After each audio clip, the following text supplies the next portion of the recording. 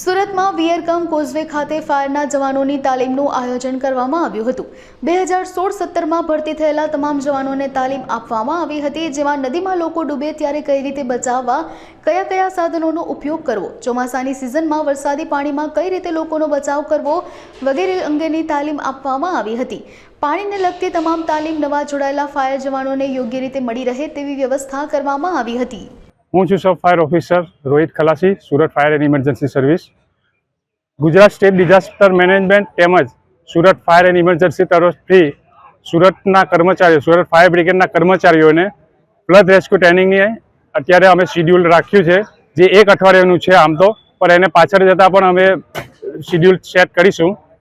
અત્યારે ટ્રેનિંગનો main purpose એવો છે કે જ્યારે પણ સિટીમાં કે સિટીની બહાર અધર સ્ટેટમાં જ્યારે પણ કોઈ પણ ફ્લડ રેસ્ક્યુની કામગીરી કરવાની હોય ત્યારે સુરત મહાનગરપાલિકાને યાદ કરવામાં આવે છે, બોલાવવામાં આવે છે।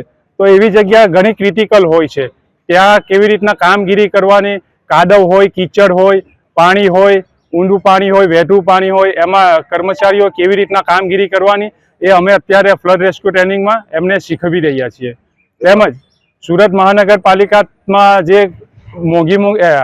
જે ગાડીઓ યુઝ કરવામાં આવે છે, રેસ્ક્યુ ટેન્ડર છે, એમનું પર અમે અત્યારે હાલ એમને ટ્રેનિંગ આપી રહ્યા છે, કેવી રીતના સામાન રેસ્ક્યુ સામાન કેવી રીતના યુઝ કરવો, કેવી રીતના ઓપરેટ કરવો, એ બધી ટ્રેનિંગ અમે અત્યારે હાલ આપી રહ્યા છીએ।